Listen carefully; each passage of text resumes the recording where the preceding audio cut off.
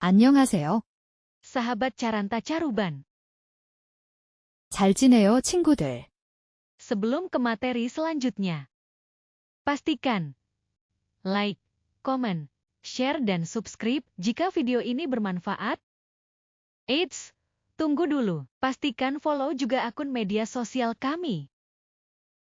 Materi pembahasan hari ini, buku panduan dasar bab 1, huruf kansanan, jaim, part 1. Oke, melanjutkan untuk materi sebelumnya. Hari ini adalah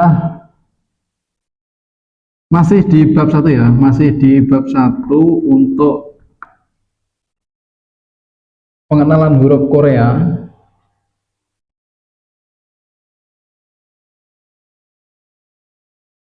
Atau disebut Hangul.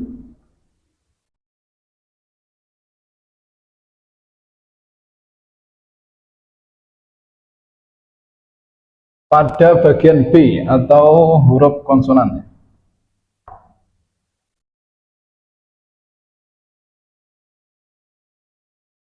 Sama seperti halnya huruf vokal, jadi untuk huruf konsonan itu masih dibagi dua lagi ya. Yang pertama konsonan tunggal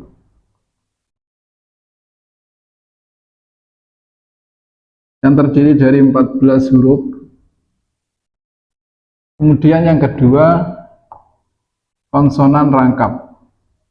Untuk jumlahnya itu banyak ya, cuma di awal yang harus kita pahami, yang harus kita ketahui terlebih dahulu adalah 5 huruf. Kalau dibuatkan tabel dari konsonan tunggal 14 huruf, itu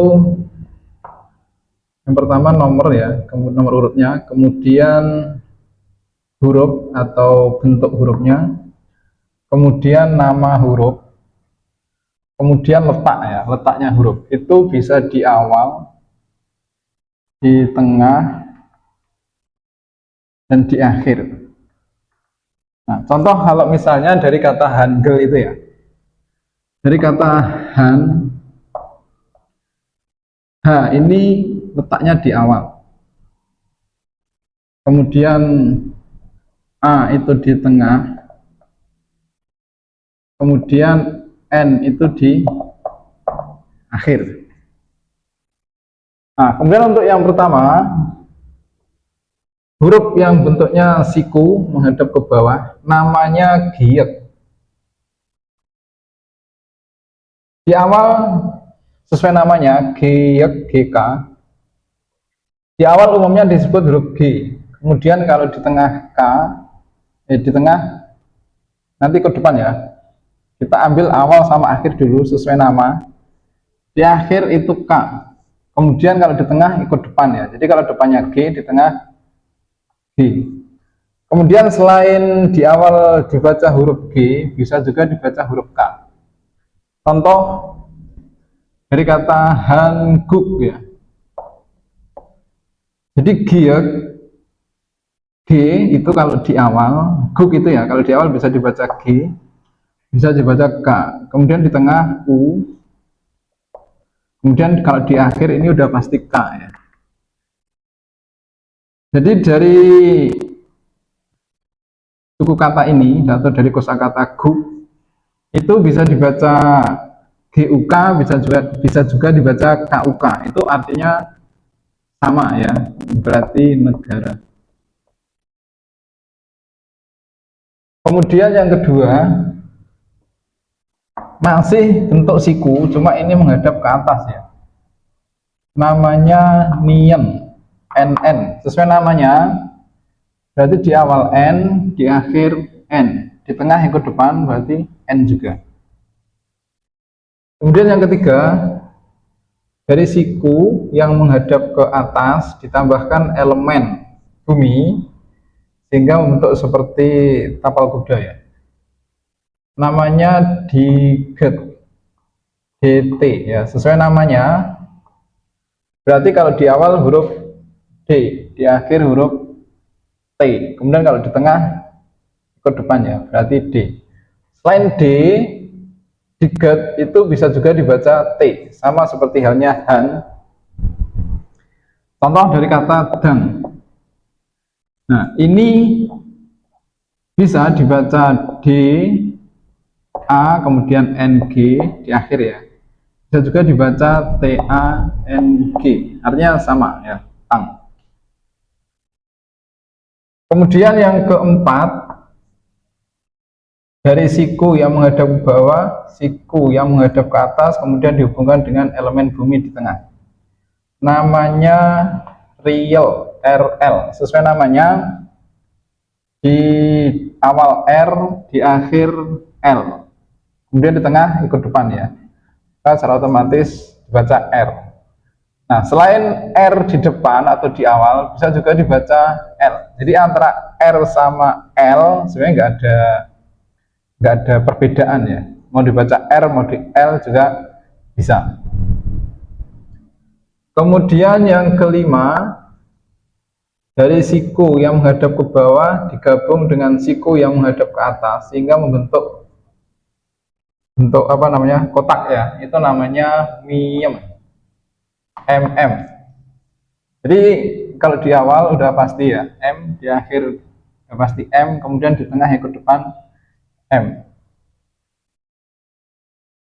Kemudian yang keenam, dari siku menghadap ke atas ditambahkan elemen manusia di kanan dan elemen bumi di tengah, sehingga membentuk huruf seperti ini, namanya biek. BP, sesuai namanya, berarti di awal B, di akhir P, kemudian di tengah ikut depan ya, B. Kemudian selain B, ketika di awal, biep itu bisa juga dibaca P ya, sama seperti halnya han, guk, sama seperti halnya tang. Biep itu juga bisa ya. Misalnya dari kata BANG, ini bisa dibaca bang, bisa juga dibaca pang. Cuma umumnya disebut bang kayak gitu ya, umumnya. Terus lanjut yang ketujuh, dari kalau kemarin ada huruf A seperti ini ya di vokal, ini kemudian dimiringkan ke kanan sedikit, kemudian membentuk huruf seperti ini, namanya siet, ST ya. Jadi siet sesuai namanya ST, berarti di awal S, di akhir T, di tengah S, otomatis ya. Kemudian yang kedelapan, dua elemen bumi ditambahkan elemen langit di bawah, namanya hiet, HT. Di model lain ada yang bentuknya seperti ini ya. Ini hanya variasi huruf, sama-sama H atau hiet. Berarti otomatis ketika di depan H, di akhir T, di tengah ikut depan ya, H. Kemudian yang ke-9, dari A yang kemudian dimiringkan menjadi S, siet, ditambahkan elemen bumi di atas sehingga membentuk huruf jiet ya, JT. Jadi sesuai namanya jiet, di awal J, di akhir T, di tengah C atau bisa juga C ya. Kemudian untuk yang ke-10, 11, 12, 13, 14 itu pengembangan ya. Jadi kalau tadi ada jiet di urutan yang ke-10, kemudian ditambahkan elemen bumi di atasnya, atau di format lain ada yang bentuknya seperti ini ya, itu berubah menjadi CH atau ciet ya. Jadi sesuai namanya, di awal CH, di akhir T, di tengah CH. Kemudian kembali ke awal, tadi ada kiek ya, yang bentuknya siku menghadap ke bawah, kemudian ditambahkan elemen bumi di tengah, maka menjadi KH atau kiek, KHK. Berarti otomatis di depan KH di akhir K, di tengah K, KH. Kemudian yang ke-13 dari diget tadi ditambahkan elemen bumi di tengah atau bentuk seperti huruf E besar. Kalau tadi diget ya, ini berubah menjadi TH. Tiet, jadi THT. THT di tengah TH. Nah, kemudian yang ke-13 itu dari 2 elemen manusia ditambahkan 2 elemen bumi, namanya PH atau disebut piep ya. Berarti di awal PH, di akhir P, di tengah PH. Kemudian yang terakhir elemen light ya, atau disebut iyeng. Nah, ini kalau di awal bukan sebuah huruf, di tengah bukan sebuah huruf, kalau di akhir menjadi NG ya. Makanya kalau ini tadi iyeng ya, itu kalau di akhir dibaca NG. Baca NG ya. Kemudian melanjutkan dari huruf konsonan yang kedua rangkap. Kalau tadi yang pertama tunggal sudah ya, ada 14 huruf. Hiet, nien, diget ya, riel, miem, biep, siet, hiet, jiet, ciet, ciek, tiet, tiep, sama iyeng. Untuk materi hari ini, cukup sampai di sini dulu. Ikuti di video selanjutnya untuk materi berikutnya. Pastikan disalin ke buku catatan biar mudah untuk direview kembali dalam membuat latihan kalimat sendiri. Semoga sukses. 안녕히 계세요.